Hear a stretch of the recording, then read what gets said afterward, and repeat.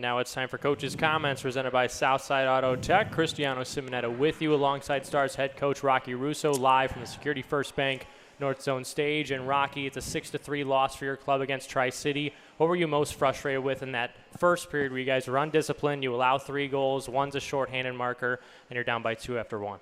We did take one undisciplined penalty early on, obviously. The first one is we're on the power play and we whack at a stick and take a kind of a tough one there, give away our first power play of the game. That's a difference maker. And then obviously, we showed the guys the way they fire off on their PK face-off and how we need to be prepared for it. And we weren't, and it ended up in the back of our net, and then we're a little bit on our heels there. But, even with a bad first period, it's still 3-1, and we're still very much in a hockey game.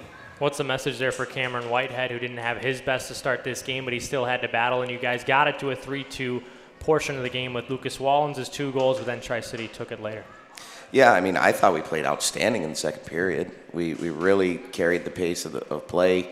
We were the better 5-on-5 team without question. It was just, it's a game riddled with power plays. It's a referee who, I don't know, maybe his mom's in the crowd taking pictures and she wanted to see his hand up in the air a lot. I'm not sure, but it's a tough situation. There's sometimes referees go out and they do their job. Sometimes referees go out and they want to be the show. And I felt like he wanted to be the show tonight. And don't get me wrong, I'm not saying there weren't penalties, right? There were penalties on both sides, but there's got to be some feel, right? They get a breakaway on a clear trip on Nelly in the second period while we're on the power play. That either ends the game or puts us up on a 5-on-3, right? And if he calls that, we're on a 5-on-3 in a 1-goal game, and all of a sudden it's a completely different situation. But he elects not to call that. It's the easiest call of the game, and he elects not to call it. And those are the things that get frustrating, and it's really hard to get a flow. Like I said, I thought we were the better 5-on-5 team all game, but they were a bit better on the power play, and obviously they took advantage of it. And Whitey in his first game back, listen, he's been outstanding all year.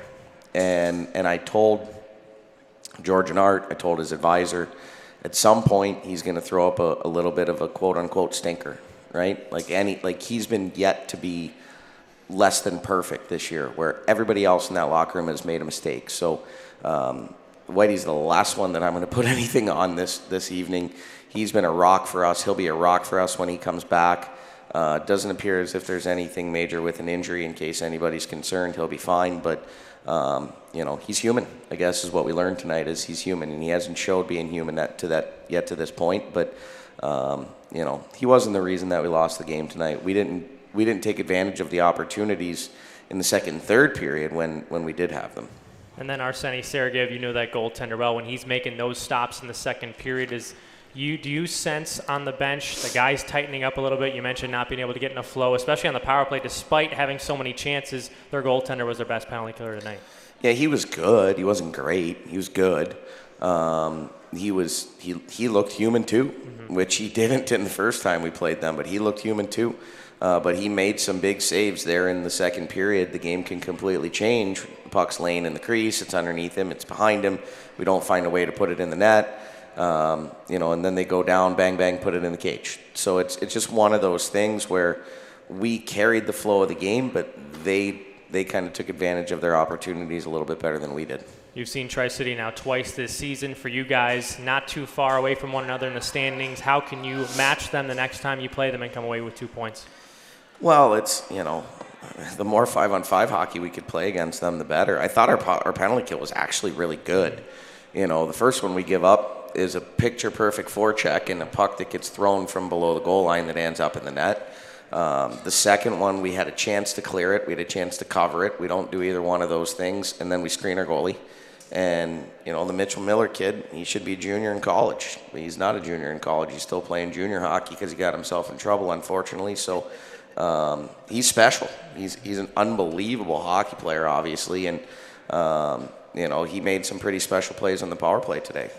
You guys have been grinding away these weekends when you have Joe LeMay out, Carter Shade out. How essential are those two guys to your roster? And then you see Antonio Fernandez go out late in the game, so you're down to 5 defensemen. But Jack Messick picking up his first point as a Lincoln Star.